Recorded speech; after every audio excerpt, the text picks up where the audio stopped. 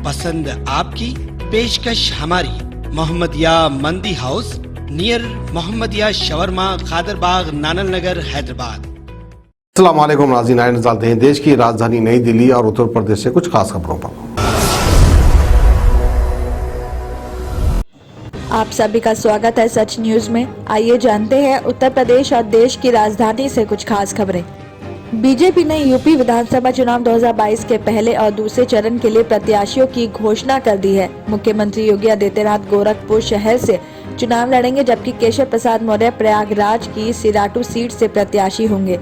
कैराना विधानसभा seat से Mriganka Singh BJP प्रत्याशी होंगी। आपको बता दें कि पार्टी के यूपी प्रभारी धर्मेंद्र प्रधान ने प्रेस कॉन्फ्रेंस करके इस बात की जानकारी दी है। बीजेपी ने पहले चरण की 58 सीटों में से 57 उम्मीदवारों और दूसरे चरण की 55 सीटों में से 48 पर प्रत्याशियों की घोषणा की है। बीजेपी ने श्रीकांत शर्मा को मथुरा सीट से उम्मीदवार घोषित किया है। वो योगी सरकार में ऊर्जा मंत्री है। मेरठ दक्षिण से सुरेंद्र तोमर और खतौली से विक्रम सैनी को प्रत्याशी बनाया है। तो वहीं नवाबगंज से MP R गंगवार, फरीदपुर से डॉक्टर श्याम बिहारी लाल, बरेली से डॉक्टर अरुण सक्सेना, बरेली कैंट से संजीव अग्रवाल, कटरा से वीर विक्रम सिंह प्रत्याशी होंगे। तो बीजेपी ने 107 प्रत्याशियों की सूची जारी की है। वहीं यूपी प्रभारी ने दावा किया है कि 2017 की तरह 2022 में भी बीजेपी एक बार फिर प्रचंड बहुमत से यूपी में सरकार बनाने जा रही है। उन्होंने कहा कि 2017 में जनता ने बीजेपी को प्रचंड बहुमत का जनादेश दिया था। योगी सरकार ने पिछले 5 साल में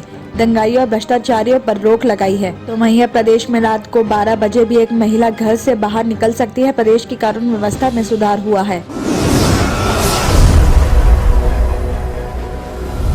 दिल्ली के स्वास्थ्य मंत्री सत्येंद्र जैन ने शनिवार यानी आज प्रेस कॉन्फ्रेंस करके राजधानी में कोरोना के क्या हालात है, इस बात की जानकारी दी है। उन्होंने बताया है कि आज कोरोना के नए मामलों में 4000 तक की गिरावट आ सकती है। साथ ही उन्होंने ये भी कहा कि दिल्ली में पीक आ चुका है।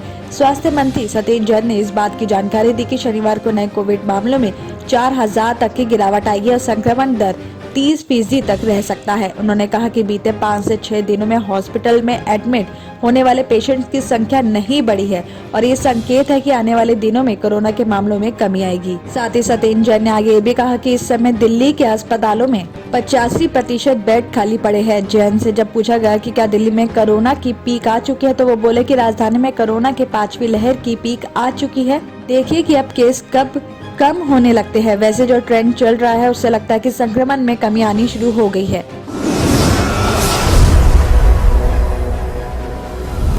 पहाड़ों पर हिमपात के साथ मैदानी इलाकों में कड़ाके की सर्दी का कहर जारी है। बीते 2 दिनों से सूरज के बादलों के पीछे छिपे रहने की वजह से कपकपी ज्यादा बढ़ गई है।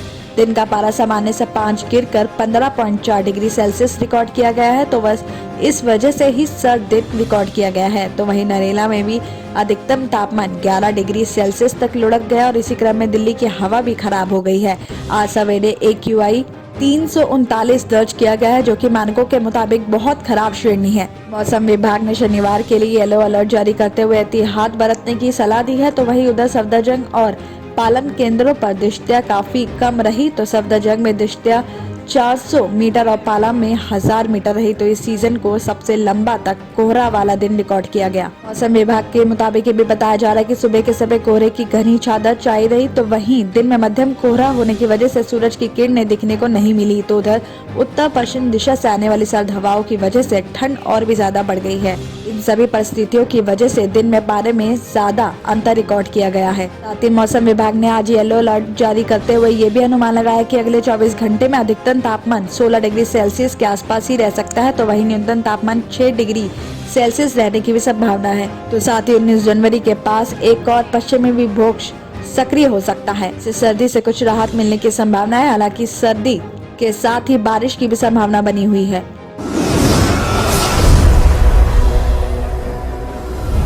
दिल्ली में कल रात 10 बजे से वीकेंड कर्फ्यू लागू हो गया है। वीकेंड कर्फ्यू लागू होते ही पुलिस ने सड़क पर निकले लोगों से जांच पड़ताल और पूछताछ का सिलसिला तेज कर दिया है। दिल्ली में सरकारी आदेश के तहत वीकेंड कर्फ्यू लागू किया गया है।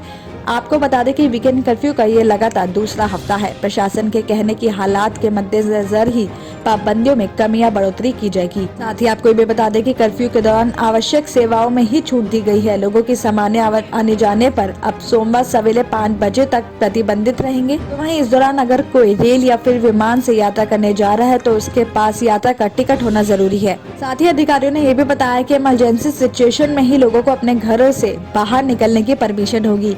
बाहर निकलने वालों को सरकार की तरफ से जारी ई पास या वैध पहचान पत्र प्रस्तुत करना होगा। तो वहीं अधिकारियों ने ये भी कहा कि बाजारों, सड़कों, कॉलोनियों और दूसरे पब्लिक प्लेसेस पर कड़ी निगरानी रहेगी। तो अगर जरूरत पड़ी तो हम प्रवर्तन दस्तों की संख्या भी बढ़ाएंगे। अगर किसी को जरूरी काम के लिए बाहर जाना है तो अगर वो किसी भी छूट वाली श्रेणी में नहीं आता है तो उसे दिल्ली सरकार की तरफ से जारी ई पास लेना होगा। तो वहीं पिछले हफ्ते के कर्फ्यू की तरह इस बार भी यात्रियों को मेट्रो के लिए शनिवार और रविवार को इंतजार करना होगा। फिलहाल मेट्रो ट्रेनों में 100% क्षमता के साथ बैठने की परमिशन है, लेकिन सफर में खड़े रहने पर पाबंदी है। इसलिए ट्रेनों और स्टेशन में एंट्री ज्यादातर प्रतिबंधित रहेगा। दिल्ली और उत्तर प्रदेश की खबरों में आज इतना ही। बाकी देश भर की और तमाम खबरें जानने के लिए देखते रहिए सच न्यूज। किडनी के अमराज से परेशान मायूस लोगों के लिए खुशखबरी। R&S यूनानी फार्मेसी किडनी और गॉल ब्लैडर स्टोन के खात्मे का जरिया। अब UNI स्टोन कैप्सूल्स के जरिए खात्मा कीजिए। No operation, no side effects, 100% result. सिर्फ UNI स्टोन कैप्सूल से मुस्तहिक लोगों के लिए खुसूसी रियायत। फिर से पथरी न होने का मुकम्मल इलाज। दर्द, कॉन्स्टिपेशन और पुराने कब्ज से निजात पाइए। आज ही तशरीफ लाएं। R&S यूनानी pharmacy, first floor, syndicate bank, Bahadurpura X road, Hyderabad. Contact 9703 939 436 9063 383760।